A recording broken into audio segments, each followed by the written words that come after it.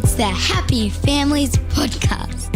It's the podcast for the time-poor parent who just wants answers now. Today on the Happy Families Podcast, answering your questions. Listener questions at happyfamilies.com.au. It's a super simple system to use. Just scroll down to see the podcasts, press record, and start talking.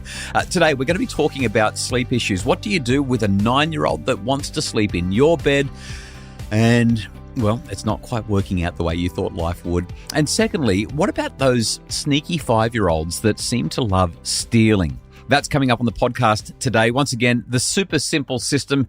Ask your questions about making your family happier, making your relationship stronger, improving your wellbeing. In fact, you can kind of ask me just about anything. happyfamilies.com.au. Just click the record button and start talking. That's literally it. Here we go. Question number 1. Hi, Justin and Kylie. I'm Caroline from Boggabri. I'd love to know if you have any thoughts about how we can help our son to stay in his own bed all night. So he shares a room with his 2 siblings. One's older, one is younger. He takes a very long time to go to sleep every night, and my husband or I have to sit at his door until he goes to sleep. Every night he wakes up and comes into our bed at some point. This is partly my fault because I let him come into our bed quite a lot when he was much younger and much smaller. He has just turned 9.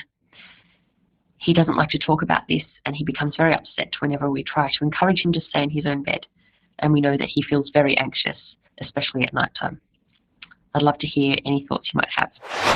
Caroline, really appreciate the question. This is one of those things that has bugged parents for decades, maybe more. The kids, you think you've got them to sleep, and then you hear that pitter-patter of feet on the carpet or on the floorboards, and you just think, oh my goodness, I'm never going to get any time alone. I'm never going to get the sleep that I need. These kids starfish in the bed. It's so frustrating.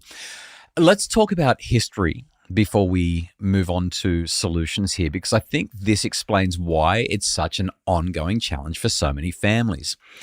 In pre-industrial societies, not all, but in the majority, overwhelming majority, across time, across culture, co-sleeping has been the norm.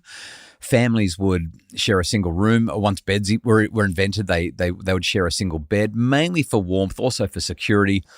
It's been prevalent across social class, across culture, with hardly any distinction between kids and adults having their own space. As communities became less agrarian and more industrially focused, we started to see this, I don't know how else to describe it other than an emergence of separate spaces. Societies have become wealthier, families have had more income at their disposal, homes have grown larger, and separate rooms start to emerge, mainly just for adults. Kids often continued to share their sleeping spaces, or maybe they even slept with the servants.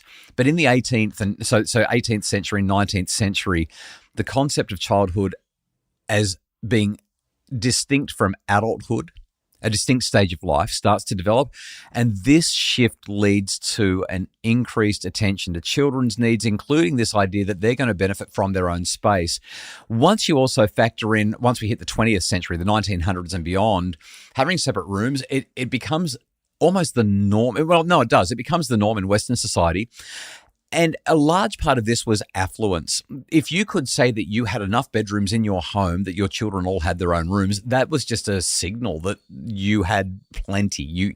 You were doing really well. So we've got larger homes, we've got more affluence. But as well as that, we start to see this really increased emphasis on privacy and increased emphasis on individualism.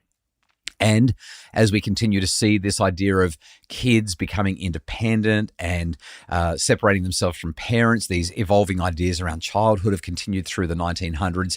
That's what happens there. So this big shift is not consistent with how humans have been for millennia. And I think that's a really big driver of why you've got so many kids today who still say, I don't want to sleep on my own. I want to be near you. We're pushing against evolution. We're pushing against connection and belonging and all of the things that are so important for kids' well-being. So what do we do?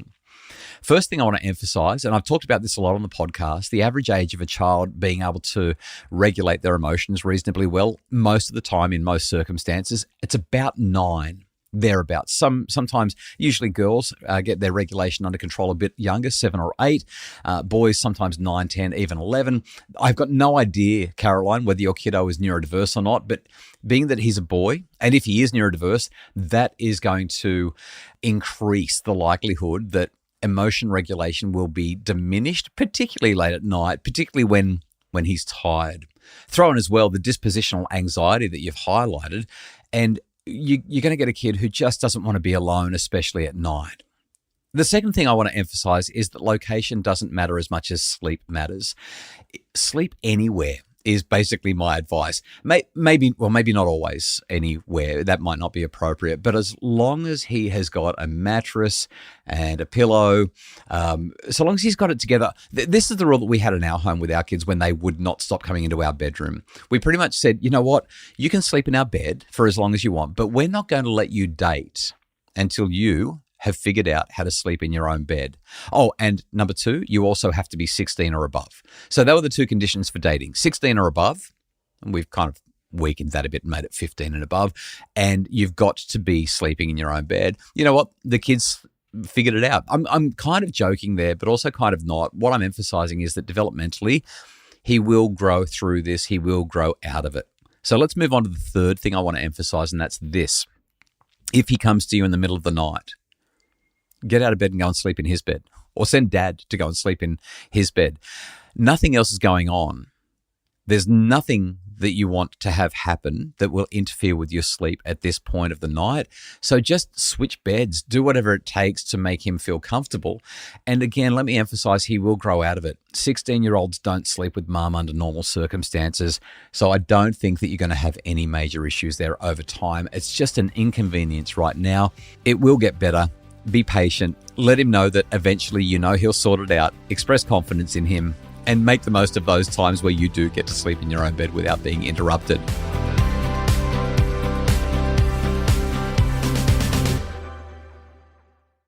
Okay, let's move on to question number 2. We've got a sneaky 5-year-old with Kate. Hi, Justin.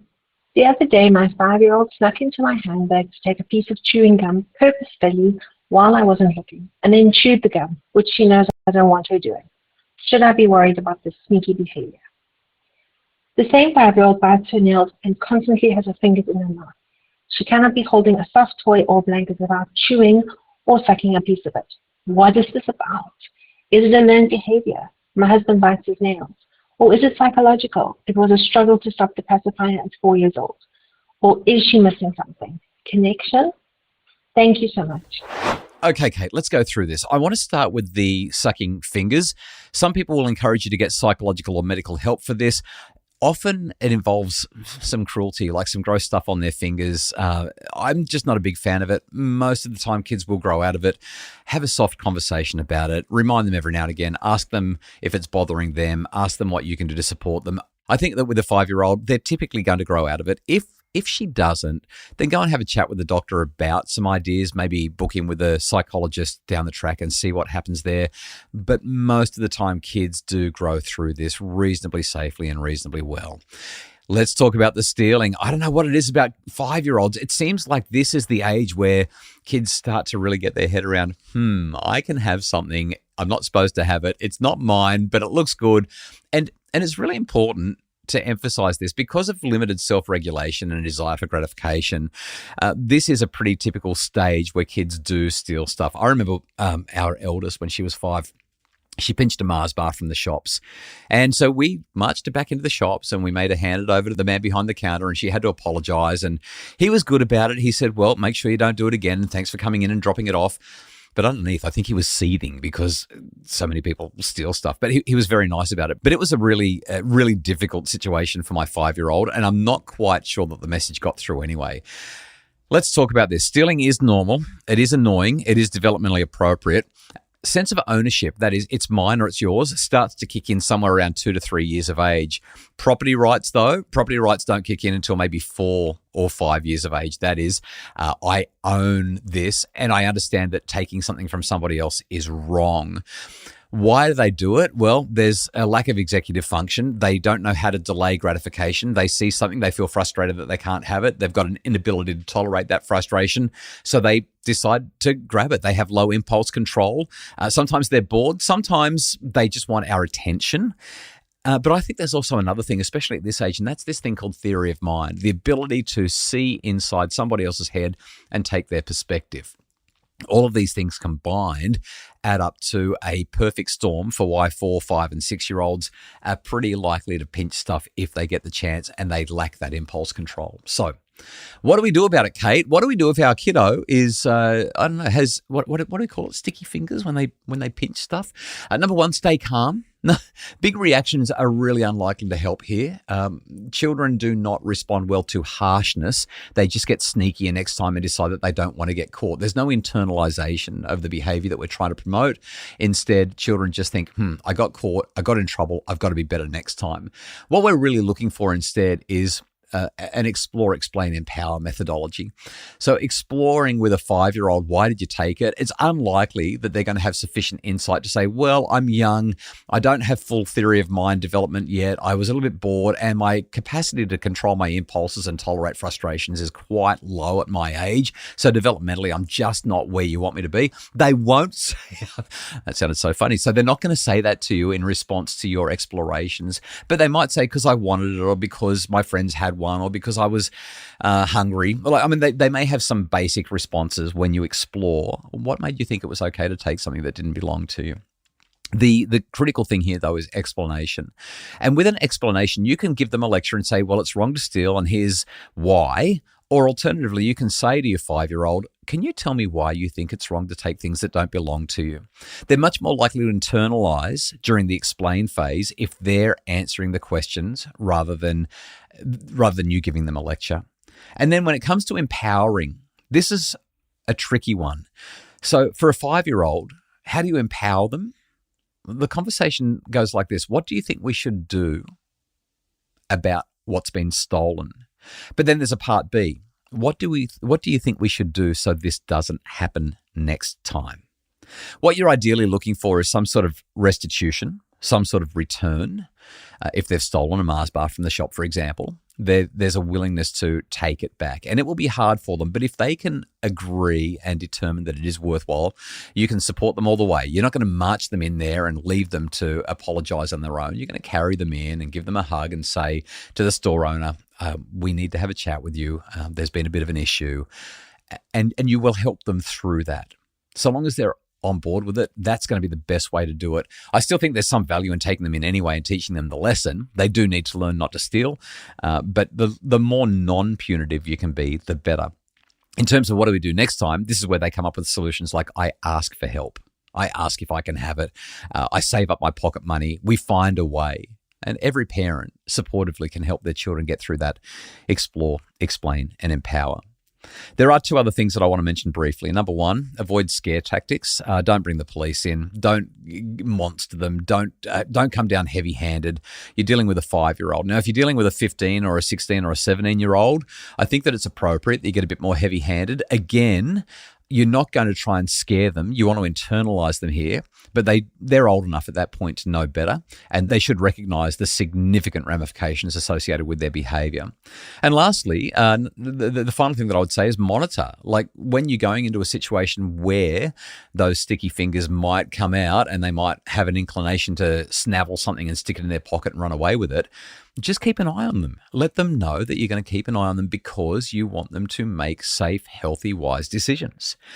Ultimately, Kate, teaching values takes a really long time, takes a lot of effort, but internalization is what matters most, and these ideas should get you there. Absolutely love answering your questions about making your family happier, improving relationships, boosting well-being. You can submit your questions via the super simple system at happyfamilies.com.au. Just go to the homepage, click on the record button at the podcast section, start talking. Let me know how I can help. I love being of service. That's literally all you've got to do. The Happy Families podcast is produced by the wonderful Justin Rulon from Bridge Media. If you'd like more information about making your family happier, you can find us on all of the socials at Dr. Justin Coulson's Happy Families.